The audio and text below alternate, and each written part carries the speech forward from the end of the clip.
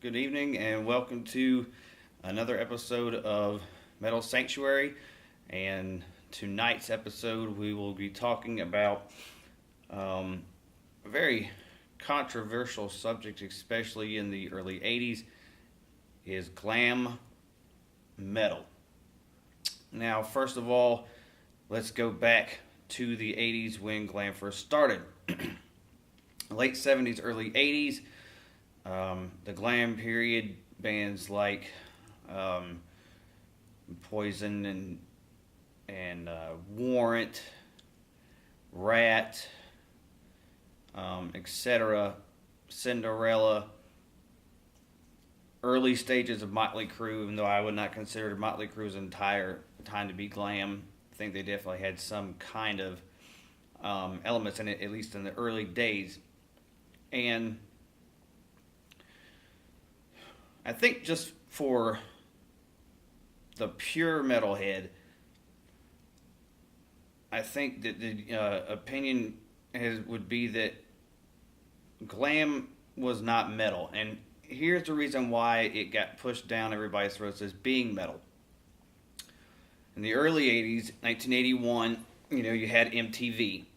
And so, the popular videos that would be on for the glam bands, and the majority of the time a glam band was a band that wore a lot of makeup, teased up their hair, with the exception of pretty much putting on the mini skirts and everything. They looked like women. You look at a cover of a Poison record, look what the Cat dragged in, you look like there's four female faces on there, when in actuality they were actually all men. And so, this kind of music was generally lyrically based on partying and girls and sex and that type of thing. And, there would be some, heavy guitar riffs and things of that nature. And so this is what the media was trying to push as being metal. And so, that was, their ploy to be like, hey, we can be cool too. We can, push metal, and, these are the bands we want you to, be into. Glam never had any kind of staying power whatsoever. Once about the 1990-1991 hit, glam was done. And, a lot of the the metal bands that were able to come out that were able to be mainstream, at least mainstream enough to have, the videos and stuff, they kind of went away too, but they didn't go away because the fans stopped following. They went away because MTV didn't want to put their videos on. And so the bands just pretty much relied on their previous history and their fan bases and playing live and things like that. The glam bands had a very different set of influences that the metal bands had. In the metal bands that were coming out in the very early 80s, and even the thrash movement that came right around the same time, because they're in LA where both of these movements kind of started. There was this battle between the glam bands and the thrash bands, and a lot of the thrash bands found more success playing in San Francisco, which is where you get the very famous Bay Area scene in the early 80s, where you had bands like Metallica and Megadeth and Slayer and Exodus and Violence and Sadist and all the other bands that would come out of that area. Whereas you went up a little bit north to LA, and you've got, Rat and Motley Crue, and eventually Poison comes into the fold. Out east in Philadelphia, Cinderella. And then, so, this is what's going on at that period in time. It was this big clash of, the hair bands had, or the glam bands, whichever way you want to call it, majority of their fans were female based, because the girls could look at the guys in the tight pants and doing whatever dance moves they did on stage, and the guys would basically be there just because their girl was there. And the thrash bands or the other metal bands that were coming up in there, they didn't have the same crowd. So, there's a little bit of a diversity there, which is key because in this period of time, metal was pretty much a male oriented scene, a very male dominated scene as far as the bands that were concerned and the fans. So, in that aspect, they were both totally different.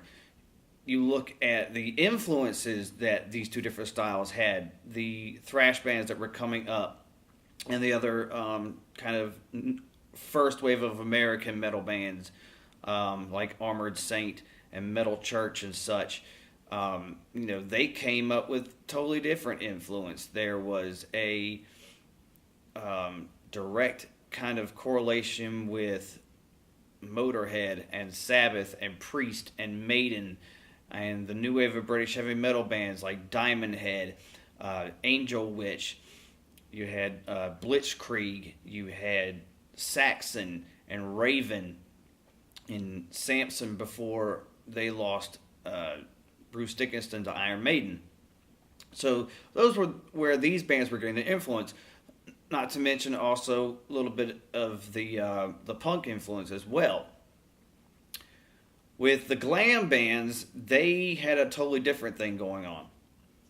There was a lot more influence from a band like Van Halen, who had the first couple records come out in 78, 79, and you had kind of the aesthetic of what David Lee Roth was doing on stage with the spandex and stuff like that. And really, to me, even a band like Led Zeppelin had a lot of influence on the glam bands as well, with the stage presence that frontman Robert Plant had, with the very tight bell-bottom jeans and usually some kind of frilly shirt that was unbuttoned and all of this. So very much getting into the visual of a very sexual nature for those bands, and they would bring in the influence such as like Alice Cooper and Kiss, but they weren't putting it to a shock perspective so much as far as shocking to scare anybody. This was more just kind of like shocking not being what's going on at the time. So it was different. So that in a way was kind of how they were able to draw from the influences of Kiss and Alice Cooper. They had the shock effect, but not the same type of shock effect. So, then there's the issue with the power ballad.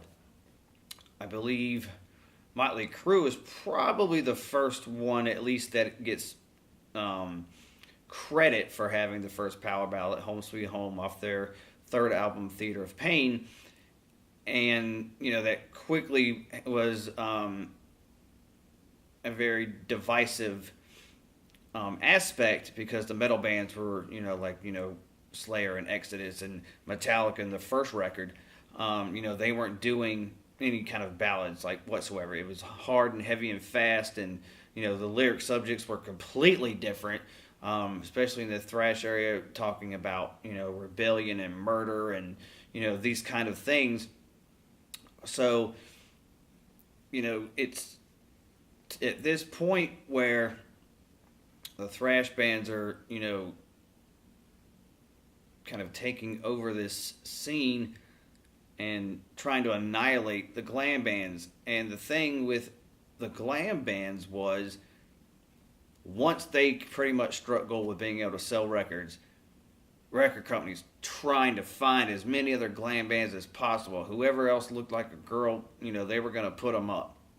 And eventually, towards the late 80s, that genre was getting watered down, because you get a band that had a song or two, and then that was pretty much it, all they were worth.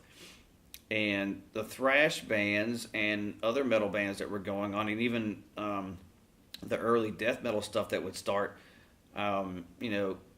record companies would go out and try to get these other bands, but it wasn't, a watering down. This strengthened things.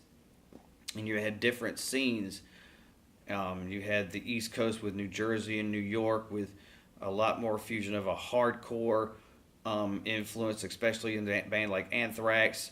In New Jersey, you had Overkill. Um, so you look at what's metal and what's not. Just because there's a heavy type of a riff in a song doesn't make it a metal song. That's there's you have rock and you have hard rock. Glam was a hard rock scene, um, and so I bring this up simply because it's always kind of stuck in my craw because it's when somebody says glam metal or hair metal, I'm like, that's not metal. It's what the media wants to portray as being metal because they want to be able to say that they're um, hip to what's going on or what was going on. And you even see it now in today with VH1 shows such as Metal Mania. You're getting Whitesnake and Warrant and Bon Jovi and Poison, and these are the videos that are getting put out there, and that's not metal. Never has been and never will be. To me, a metal band is a band that not necessarily the tongue-in-cheek type topics, not necessarily have to be the evil topic or something like that, but I think just for me, the metal bands predominantly had a lot more of an actual message to say other than let's go get drunk and party. Yes, there are bands who, make their calling strictly from that in a metal perspective, a band like Municipal Waste or Tankard or something like that. But, not an entire subgenre of music really dedicated to that. I would have never called this movement party metal or anything like that. I just don't think that's really accurate. So there's my take on glam. I don't think it's metal. I don't think that you could argue it, I guess. I mean, it's up to you. Your opinion is your opinion. But I just think that, you're not going to see Warrant touring with Testament. You're not going to see Black Sabbath touring with Poison.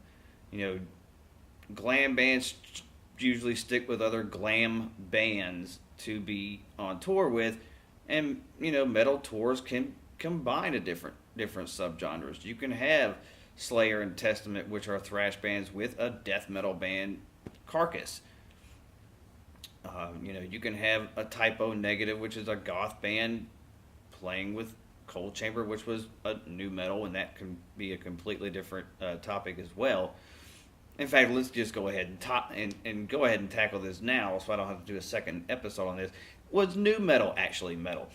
And to me, what really turned me off for this being considered metal was, you had bands like Korn, Limp Bizkit, Deftones,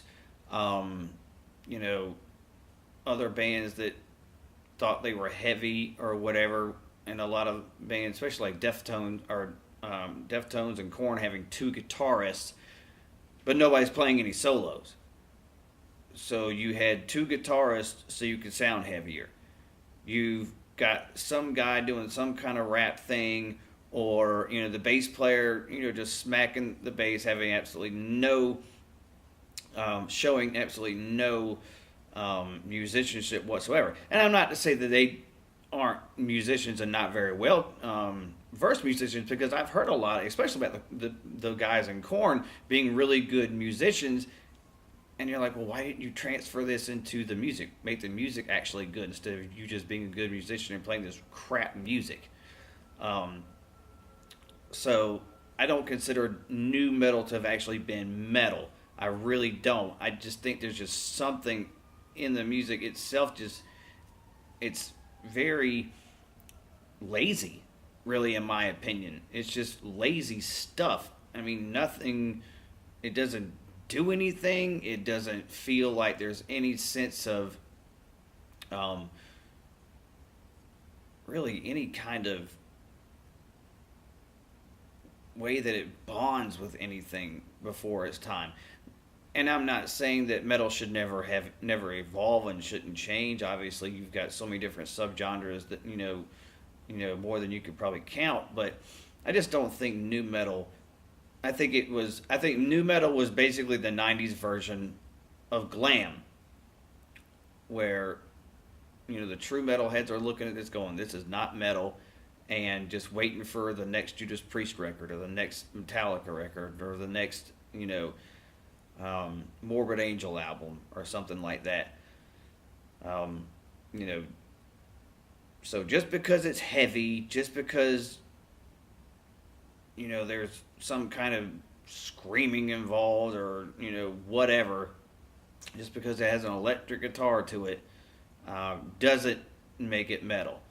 I don't consider Godsmack or Disturbed to be metal. I do like both of those bands, but I wouldn't consider them metal. I would consider them heavy rock, is what I would consider them. So, glam, hard rock, new metal, heavy rock. That's where I am with those two subgenres. So, comment, whatever, put your opinion on there. That's all I have for this episode. Stay metal and not new metal or glam, and God bless.